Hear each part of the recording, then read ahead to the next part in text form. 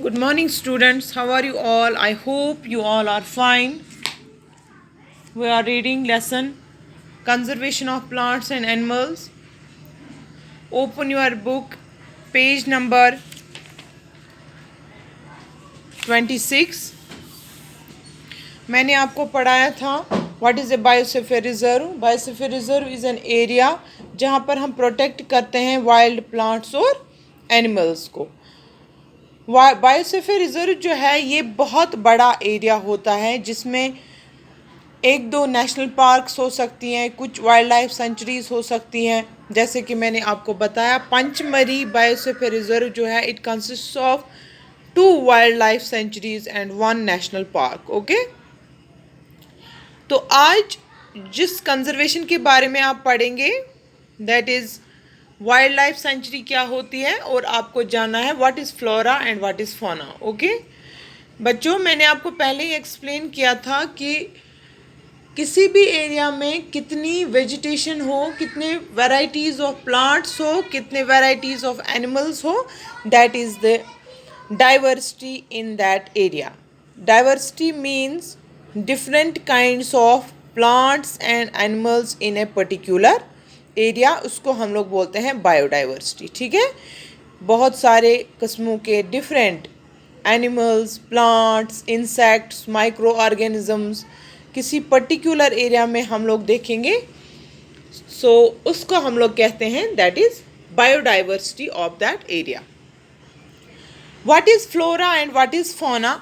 Flora हम लोग कहते हैं कि किसी भी एरिया में, किसी भी पर्टिकुलर एरिया में कितने किस्म के डिफरेंट टाइप्स ऑफ प्लांट्स होंगे, that is known as flora.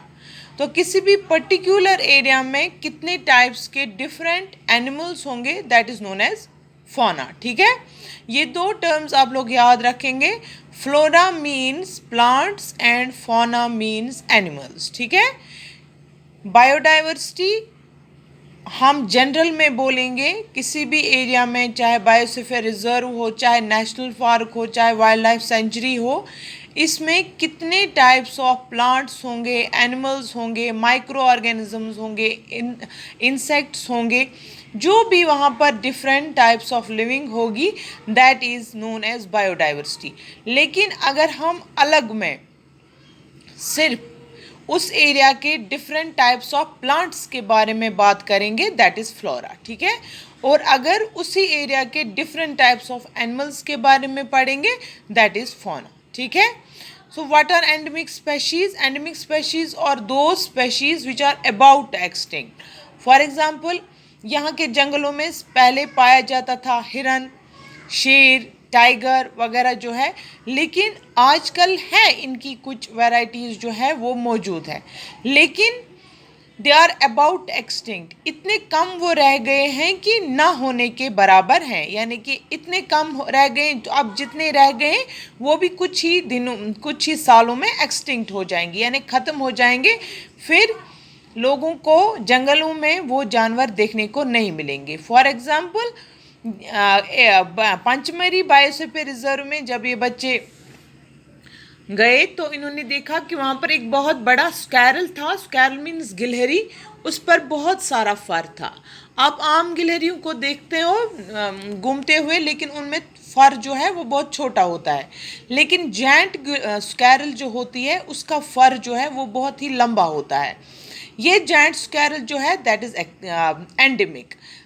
वो क्यों है एंडेमिक स्पेशीज़? क्योंकि उसकी कुछ ही स्पेशीज़ जो है वो बची हैं, जिसकी वजह से कुछ सालों में वो भी एक्सटिंक्ट हो जाएगी. एक्सटिंक्ट हम बोलते हैं जो कंप्लीटली वैनिश हो गई हो, जिनको अब हम देख नहीं सकते हैं.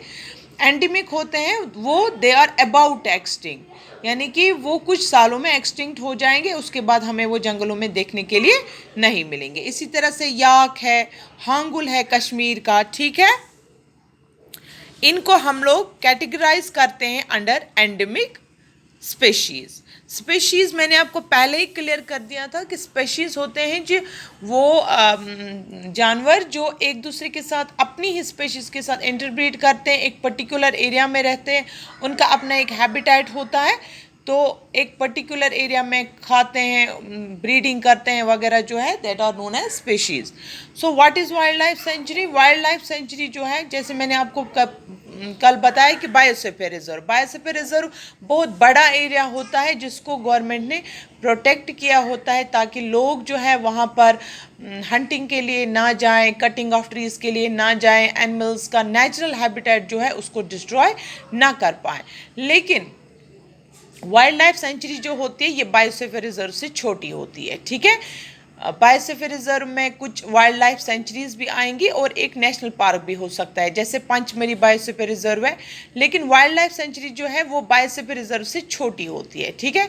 Let us compare about the zoo and the wild life sanctuary.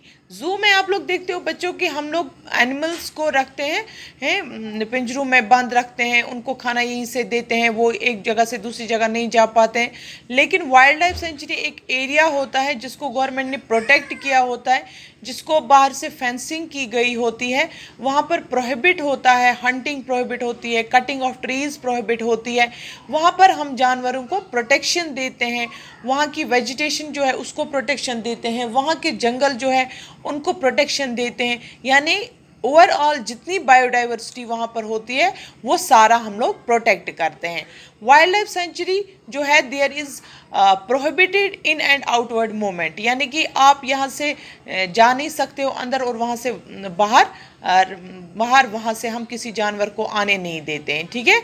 इसको प्रोटेक्ट किया होता है, तारें लगी होती है या फेंसिंग की गई होती है, तो इसको हम लोग प्रोटेक्शन देते हैं। गवर्नमेंट जो है wild life conservation of plants and animals जो है इनको प्रोटेक्ट करने के लिए गवर्नमेंट जो है ये मेजर्स उठाती है। वाइल्ड लाइफ सेंचुरी में बहुत सारे जानवर आपको देखने के लिए मिलेंगे, जैसे ब्लैक बक मिलेगा, वाइट हेडेड बक मिलेगा, elephant, golden cat, pink headed duck है, गैरियल है, मार्श क्रोकोडाइल्स है, पाइथन है, राइनोसोर्स है। ये सारे जानवर जो हैं जो अबाउट टू एक्सटिंक्ट होने वाले हैं।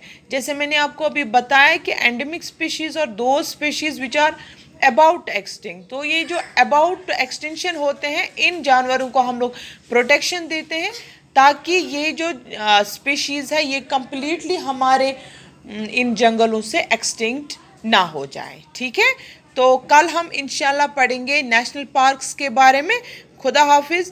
आप लोग भी ये चैप्टर अच्छे से देखना, एंडेमिक स्पीशीज़, फ्लोरा, फौना और वाइल्ड लाइफ सेंचुरीज़, इनको अच्छे से देख लो। खुदा हाफिज़।